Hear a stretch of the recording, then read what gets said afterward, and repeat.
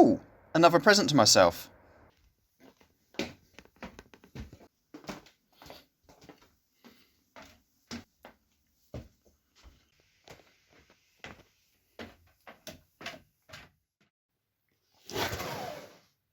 Right, we're back again. We're back again with another unboxing, and this time it's a Loco. It's just a Loco on its own.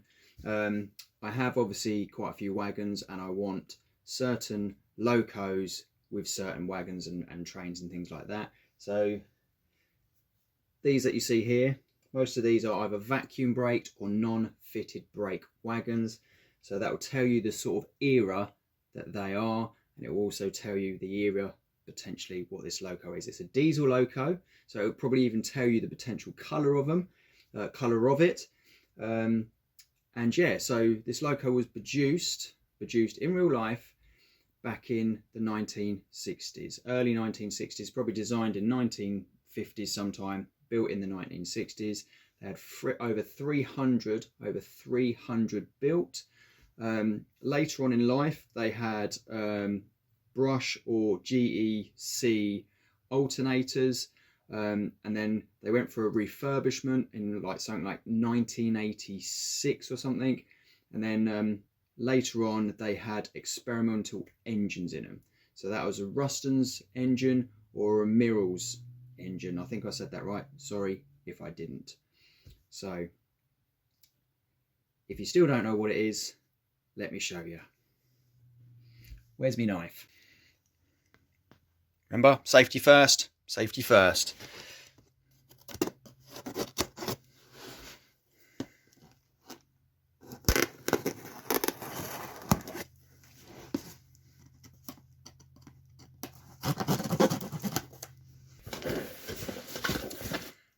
But just before you see it, I just want to say a massive thank you to everybody who has liked, subscribed, viewed the videos and left comments. If you have, I will get back to you very soon. And secondly, it wouldn't be the same without a good cup of tea. Right, here we go. Ladies and gentlemen, welcome to the BR Green Class 37. We're on the track, and it looks stunning. It looks stunning. But first, I'd just like to say a massive thank you, because this is who I got it from, Great Eastern Model Railways. Popped up there with my brother. I did get quite a few items. So the Loco was listed at just under £300. So I got a little bit more money off because I was buying quite a few items. And yeah, it was just, the shop was amazing actually, to be honest with you. Really, really nice. I think it's Anne and Helen. So massive thank you to them for making us really welcome actually.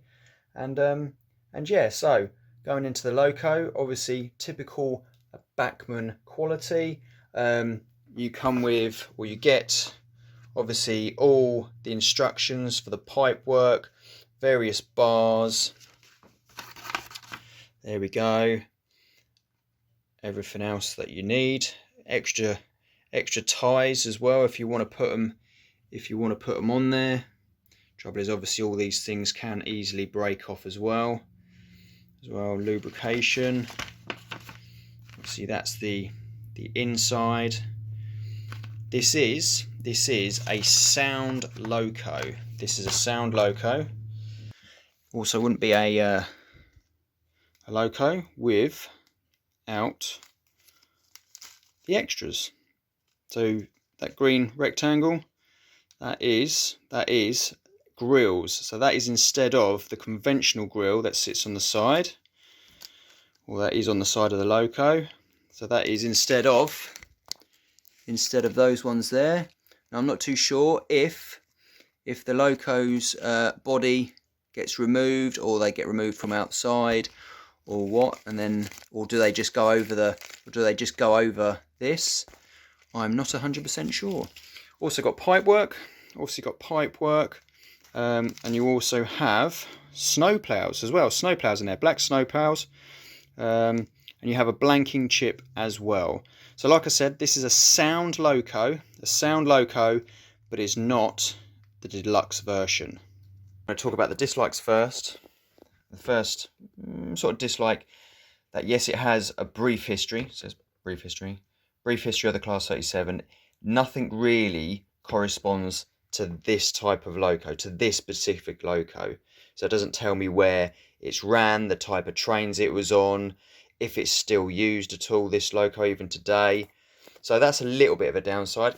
Second little thing, I feel like it should come with a driver. With all this technology, with all the detail, and potentially all this money that gets spent on these locos, I feel like it should come with a driver. And last but not least, the small elephant that is sitting in the room, and that is this mark here. It's not a mark, sorry. It is two pieces of plastic that have been glued together, and in turn, because this doesn't have a yellow end, it probably doesn't hide it as much. So obviously you get this very faint line going all the way round. And yes, it is a little bit of a bugbearer. This is the older model, so you can see that it is all one. I can't feel no ridge there, and plus it probably helps having the ends painted yellow, because obviously the yellow would create a band, which is potentially where it matches if there was two bits glued together. But on this, I can't feel nothing. I could be wrong. Enough talking about the negatives. Now let's talk about the positives. They far outweigh even to this small negative here, the attention to detail. Starting with the fit and finish of the loco. You have a fully detailed cab, to the fuse box doors, to the handbrake wheel, to the levers, and even to the door going to the front. To inside here, you have a little door.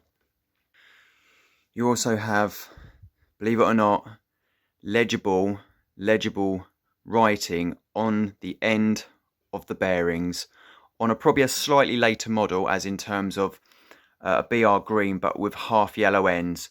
These were, on some of them, they were painted yellow, so it might be slightly easier to read. Also have fuel gauges on both sides. They're on both sides. Moving to the bogies, you have the various air pipes, obviously in white. You've got extra pipes or extra trunking that you can put on the underside of this. I mean, whether that is necessary or not, that is obviously down to the individual. I mean, if you probably wanted to make it like a static model, then you'd probably just load it up with all the detail. You also have the handbrake chain to go along with the handbrake wheel inside of the loco. Moving to the front of the loco, and obviously you can't miss the beautiful red buffer beam. The contrast between the beautiful BR green paint and the grey roof just looks absolutely stunning. Moving up, you have the head coat boxes. Now, I'm not too sure if you can change these at all. It would be nice if you could, to represent the type of train that you're pulling. Also, you have the beautifully etched horn covers. And unfortunately, with yellow ends, these will probably just vanish. Moving to the top, these are separate fitted parts from the looks of it. On the older models, they are just moulded into the shell. And just to top it off to something that you probably wouldn't even ever see, there are holes through the wheels. Right, we're having a loco weigh-in. This is the old school Bachmann Class 37. Right, so we're at 0. There we go. So that's the old school one. That is 590 grams. That is. Now for the new one, actually feels lighter. 520 grams. So a 70 grams difference. To be honest with you, for what this one I want to be pulling, I don't think it would make too much of a difference to what it can pull. If I was probably pulling a load of, let's say, JGA wagons or anything like that, then it would probably struggle to pull a large amount. But considering I only want to pull little box vans and flatbeds, that weight will probably be absolutely fine. We have we have another one. This is probably about 15, maybe, yeah, 15 years old or so. So this is the old school Class 37. And obviously there is differences, but to be honest with you, not as many as you sort of imagine. Obviously it does sit quite high. Obviously compared to that, but it is the devil is in the detail. And when I say devil, I mean details like this.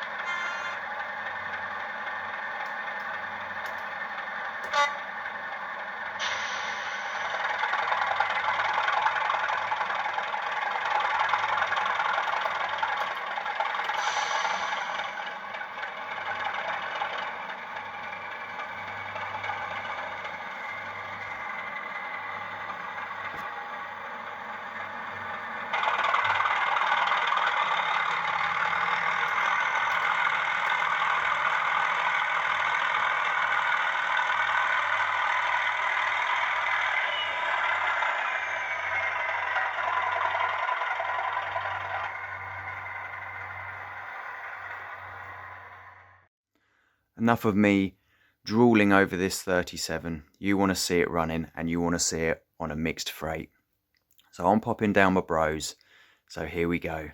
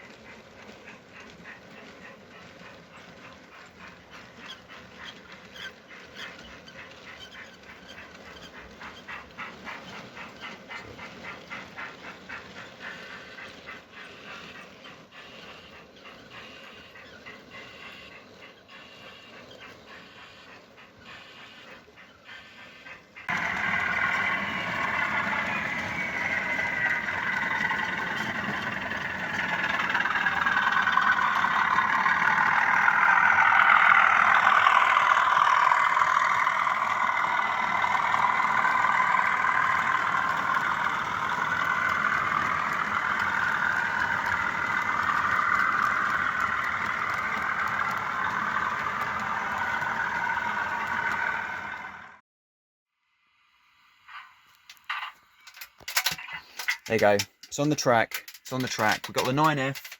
We've got the 9F on the mixed freight, and then we put the 37 on the passengers. Make your own opinion on it. In my eyes, the casting marks, you know what? It's almost made irrelevant of just how nice the rest of the Loco looks and how it runs and everything. So you know what? I'm not really too fussed. Yeah, it is a little bit of a bugbearer. Obviously you've got various other, like the price, that's quite high. It doesn't come with a man, not that it's really that important, or a woman. And the history as well. I just feel like there should be a little bit of history with it, like where it's run, where it's been, on what trains and everything like that. So would I recommend getting one? Hell yeah, absolutely. If there was any available still, get it. Would I have got the deluxe version if I could? You know what? I'm not really too fussed, because I think it's what the sound, the fan, the operating fan, and 2 is the deluxe glazing. Does it make that much of a difference? No, not really, to be honest with you. But maybe if the price was brought down a bit, I would probably consider it. So I hope you liked the video. If you have, please like, subscribe, and just like to say a massive thank you to my brother. There's my brother, for allowing me to run my train round, run the wagons round and everything like that, because it is his layout and his shed. So until next time, massive thank you for watching, and see you later.